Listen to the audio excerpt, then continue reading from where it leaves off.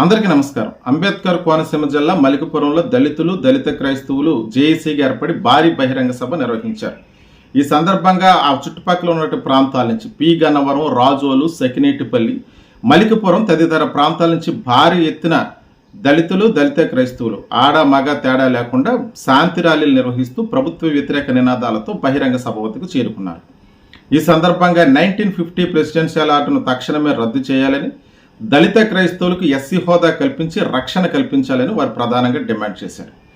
అయితే గత ప్రభుత్వాల్లో ఇటువంటి పరిస్థితులు మనం ఎప్పుడూ కూడా చూస్తున్నాం. అంటే ఇంతకు ముందు ముఖ్యమంత్రిగా ఉన్నటువంటి జగన్మోహన్ రెడ్డి ప్రభుత్వంలో క్రైస్తవులపై కానీ దళితులపై కానీ దాడి జరిగిన సందర్భాలు చూడలేదు. అలాగే అంతకుముందు ముఖ్యమంత్రిగా ఉన్నటువంటి చంద్రబాబు నాయుడు గారు ముఖ్యమంత్రిగా ఉన్నప్పుడు కూడా ఇటువంటి సంఘటనలు జరిగినట్టుగా అయితే మాత్రం వార్తలు లేవు. కానీ ఈ కూటమి ప్రభుత్వం, ఈ 2024 సంవత్సరం కూటమి ప్రభుత్వం ఏర్పడిన తరువాత వరుసగా పోయిన సంవత్సరం ప్రవీణ పగడాల మరణం దగ్గర నుంచి ప్రారంభమైనటువంటి ఈ దాడి క్రమంగా పెరుగుతూ వస్తుంది. దీనికి ముఖ్యమైన కారణం ఏమిటి? ప్రవీణ పగడాల మరణం తర్వాత క్రైస్తవులకు చెందినటువంటి వారు కానీ, దళిత సామాజిక వర్గాలకు చెందినటువంటి వారు కానీ ఆయన యొక్క మరణాన్ని అది ఒక హత్యగానే చూశారు తప్ప యాక్సిడెంట్ మరణంగా అయితే చూడలేదు. అయితే ప్రభుత్వం కానీ పోలీసులు కానీ అది ఒక యాక్సిడెంట్ మరణం అని చెప్పి కేసు నమోదు చేయడం జరిగింది. అప్పటి నుంచి కూడా దళితుల్లో, దళిత క్రైస్తవుల్లో ఒక రకమైనటువంటి భయం గూడు కట్టుకుని ఉంది. అయితే ఈ మధ్య కాలంలో ఆకివీడు పెదపేటకు సంబంధించి జరిగినటువంటి సంఘటనలు, రఘురామకృష్ణరాజు నియోజకవర్గంలో, ఉండి నియోజకవర్గంలో చేస్తున్నటువంటి మత విద్వేషాలు కావచ్చు, అక్కడ ఆయన రగిలిస్తున్నటువంటి చిచ్చు ఏదైతే ఉందో అది మెల్లమెల్లగా రాష్ట్రం అంతటా వ్యాపించిందా అంటే దానికి ఆజ్యం పోసినటువంటి వ్యక్తులు ఎవరు? అంటే రఘురామకృష్ణరాజు ఒక్కడే ఈ పని చేయగలడా అంటే వెనకాల ప్రభుత్వ యంత్రాంగం లేకపోతే ఆయన ఒక్కడే ఎలా చేయగలడు? ఎందుకంటే ప్రభుత్వంలో ఉన్నటువంటి ముఖ్యమంత్రి కానీ, ఉప ముఖ్యమంత్రి కానీ ఆయన చేస్తున్నటువంటి చర్యలు ఏమాత్రం కూడా ఖండించట్లేదు. ఈ రాష్ట్రంలో ఉన్నటువంటి దళితులు, దళిత సామాజిక వర్గానికి చెందినటువంటి వారు, క్రైస్తవులుగా ఉన్నటువంటి ఓట్లు మాకు అవసరం లేదు, 20% ఉన్నటువంటి వారు వాళ్ళ ఓట్లు మాకు అవసరం లేదని రఘురామకృష్ణరాజు లాంటి వ్యక్తులు వ్యాఖ్యలు చేస్తే దాన్ని కనీసం ఖండించలేనటువంటి పరిస్థితి. అంటే ఈ రాష్ట్రంలో ముఖ్యమంత్రిగా నారా చంద్రబాబు నాయుడు ఉన్నా సరే కానీ, తెలుగుదేశం పార్టీ అధికారంలో ఉన్నా సరే కానీ, ముఖ్యంగా దీనికి బ్యాక్గ్రౌండ్ అంతా కూడా బీజేపీ చేతుల్లోకి పోయిందా, వీళ్ళ నామమాత్రంగానే పరిపాలన చేస్తున్నారన్న అనుమానాలు అయితే కలుగుతున్నాయి. ఎందుకంటే రఘురామకృష్ణరాజు ఆకివీడులో ఆలయాన్ని కూల్చివేయటం కావచ్చు, అక్కడ ఉన్నటువంటి దళితులపై 52 మందిపై పెట్టినటువంటి కేసులు కావచ్చు, అక్కడ రగిలిన ఉద్రిక్తతల నేపథ్యంలో, దాని తర్వాత కడప జిల్లాలో హిందువులకి ముస్లింలకి జరిగిన గొడవలు కావచ్చు, ఇటీవల కాలంలో కర్నూలు జిల్లాలో జూటూరు అనేటువంటి గ్రామంలో దళితులు హిందువులుగా ఉన్న వాళ్ళని ఆలయంలో ప్రవేశించకుండా అడ్డుకున్నటువంటి సంఘటనలు కావచ్చు. ఓ పక్క ఇవన్నీ చూస్తుంటే ముఖ్యంగా ఎలక్షన్ ముందు అందరికీ సమన్యాయం చేస్తామని వాగ్దానం చేసి అధికారంలోకి వచ్చిన కూటమి పార్టీ నేతలు, మరీ ముఖ్యంగా పవన్ కళ్యాణ్ గారు సనాతన ధర్మం పేరుతో చేస్తున్నటువంటి వ్యాఖ్యలు, నిన్న మొన్న జనసేన పార్టీకి సంబంధించినటువంటి మీటింగ్లో జనసేన ఉద్యమీ ఆత్మీయ సదస్సు పేరుతో పెట్టినటువంటి దాంట్లో కూడా కులాలను, మతాలను ప్రస్తావిస్తూ అంబేద్కర్ గారు చెప్పినట్టుగా ఇక్కడ కులరహిత సమాజం నిర్మించబడాలంటే అది కుదరదు, ఒక కులపోడు ఇంకొక కులాలను పెళ్లి చేసుకున్నంత మాత్రాన, ఇంటర్ క్యాస్ట్ మ్యారేజ్లు చేసుకున్నంత మాత్రాన కులరహిత సమాజం అది నిర్మించబడదు అని చెప్పి అంబేద్కర్ గారిని, ఆయన యొక్క వాదాన్ని కూడా ఆయనకు ప్రస్తావిస్తూ చేసినటువంటి వ్యాఖ్యలు. ఈ రాష్ట్రంలో కులాలు లేనటువంటి, మత ప్రస్తావన లేనటువంటి రాజకీయాలు ఈ రాష్ట్రంలో కానీ దేశంలో కానీ చేయటం కుదరదు, ఎట్టి పరిస్థితుల్లో ఇవి కుదరవు అన్నట్టుగా జనసేన పార్టీ అధినేత పవన్ కళ్యాణ్ గారు చేసినటువంటి వ్యాఖ్యలు.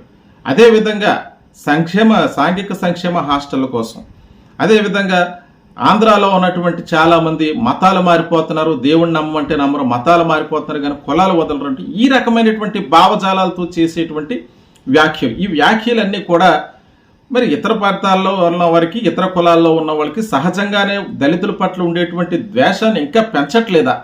అంటే ఒక సినిమా పరంగా, ఒక సినీ నటుడిగా ఉండే రాజకీయంగా ప్రభావాలు చూపించేటువంటి వ్యక్తులు ఈయనే కాదు, గతంలో చంద్రబాబు నాయుడు గారు కూడా ఎప్పుడూ లేనంతగా ఒక పాస్టర్ చనిపోతే, తాగి చనిపోతే దానికి ఎవడు బాధ్యుడు అంటూ ప్రవీణ పగడాల మరణం కోసం చాలా మీటింగులు, ఆయన పార్టీకి సంబంధించినటువంటి మీటింగులో, ప్రభుత్వ కార్యకలాపాల్లో ఆయన ప్రస్తావించడం, అంటే ఉద్దేశపూర్వకంగానే ఒక మతాన్ని, ఒక కులాన్ని టార్గెట్ చేసి ఈ రకమైనటువంటి వ్యాఖ్యలు చేస్తున్నారా? ఈ వ్యాఖ్యలకు ప్రభావితమైనటువంటి చాలామంది మత విద్వేషాలు రెచ్చగొడుతూ ఈ రకమైనటువంటి దాడులకు పాల్పడుతూ మరి ఒక కులాన్ని ఒక మతాన్ని సెపరేట్ చేసినట్టుగా వివక్ష చూపిస్తుంటే, నాయకులుగా పరిపాలిస్తున్న వారు ఇటువంటి వ్యాఖ్యలు చేస్తుంటే ఎందుకు ఇలా జరుగుతుంది? ఎందుకంటే పవన్ కళ్యాణ్ గారు నమ్మినటువంటి సనాతన ధర్మంలో ఎట్టి పరిస్థితుల్లోనూ దళితులకైతే చోట్లేదు. ఎందుకంటే సనాతన ధర్మంలో చతుర్వర్ణ వ్యవస్థ ఉంది. బ్రాహ్మణ, క్షత్రియ, వైశ్య, శూద్ర ఈ 4 కులానికి సంబంధించినటువంటి వారే చతుర్వర్ణంగా ఉన్నటువంటి ఈ 4 పాదాల మధ్య ధర్మం నడుస్తుంది. అందులో దళితులు లేరు. ఎందుకంటే దళిత సామాజిక వర్గానికి చెందిన వారు అస్పృశ్యులుగా అంటరానితరంగా వెలివేయబడ్డారు. వాళ్ళు పంచమ వర్ణంగా చిత్రీకరింపబడి ఊరు బయటికి నెట్టివేయబడ్డారు. వారికి సనాతన ధర్మంలో చోట్లేదు. మరి సనాతన ధర్మం పేరుతో జరుగుతున్నటువంటి ఈ దాడుల్ని ఏ రకంగా చూడాలి? దీనికి సమాధానం చెప్పవలసిన సనాతన ధర్మవాదులే.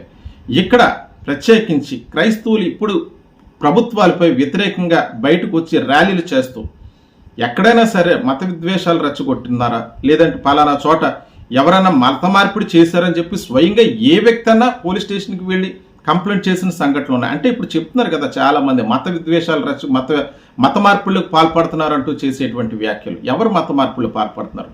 ఈ భారతదేశంలో రాజ్యాంగం కల్పించినటువంటి హక్కు ఆర్టికల్ 14, 15 ప్రకారం ప్రతి ఒక్కరికి సమానత్వం అనే హక్కు ఉంది. ఆ హక్కుని హరించి వేస్తున్నారు.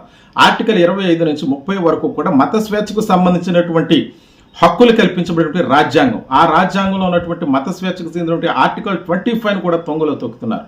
ప్రతి వ్యక్తికి కూడా ఈ రాష్ట్రంలో కాదు ఈ దేశంలో ప్రతి వ్యక్తికి తన నచ్చిన మతాన్ని అంగీకరించి తన నచ్చిన మతాన్ని ప్రచారం చేసుకునే హక్కు అయితే ఉంది.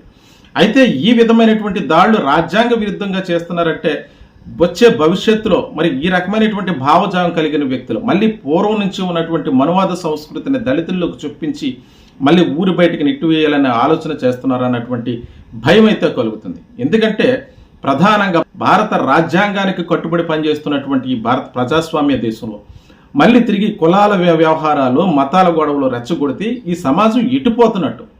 దీనికి ఎవరు పరిష్కారం చూపించాలి?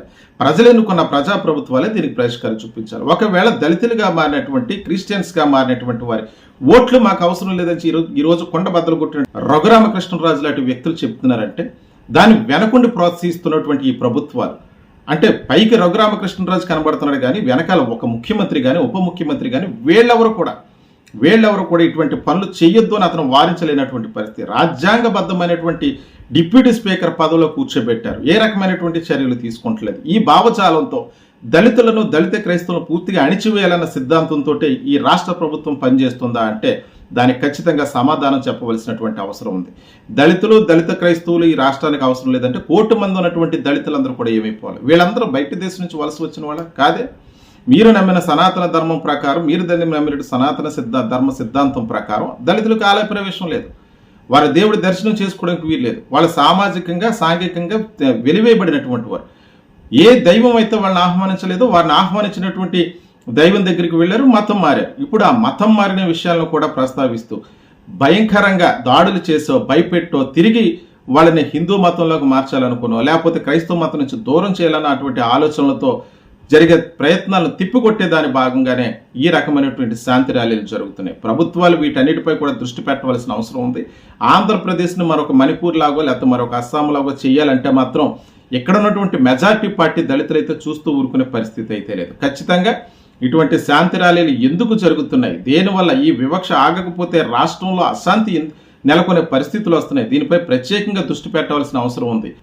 దళితులు, దళిత క్రైస్తవులు కూడా ప్రభుత్వాలను ఎన్నుకునే ముందు ఏ రాజకీయ పార్టీ అయినా సరే దళిత సామాజిక వర్గానికి సంబంధించి వారికి రక్షణ కల్పించే చట్టాలు అమలు చేస్తేనే ఆ రాజకీయ పార్టీకి మద్దతు ఇస్తామన్నట్టుగా పోరాటం చేయవలసినటువంటి పరిస్థితి ఉంది. ఇప్పుడు పివి సునీల్ కుమార్ గారు వాదిస్తున్నట్టుగా ఆయన ఎయిమ్స్ అనే సంస్థను స్థాపించారు. ప్రధాన ఒక ఎజెండాతో ఆయన ముందుకు వెళుతున్నారు. ఆయన ప్రత్యేకించి ఇటువంటి పరిస్థితుల నుంచి బయటపడాలంటే దళిత వాడలో ప్రత్యేక పంచాయతీలు చేస్తే మమ్మల్ని మేము పరిపాలించుకోగలం అన్నట్టుగా చేస్తున్నటువంటి ఆయన యొక్క వాదన స్లోగన్ కూడా ఈరోజు నిజమనే అనిపిస్తుంది. నిజంగానే సమాజంలో ఒక వర్గాన్ని, ఒక కులాన్ని, ఒక మతాన్ని కలిపి చూడలేనటువంటి ప్రభుత్వాలకి ఖచ్చితంగా బుద్ధి చెప్పవలసిన అవసరం ఉంది. అయితే మలికిపురంలో జరిగినటువంటి భారీ బహిరంగ సభ వేదికగా 1950 ప్రెసిడెన్షియల్ ఆర్డర్ను రద్దు చేయాలని చెప్పి వారందరూ డిమాండ్ చేశారు.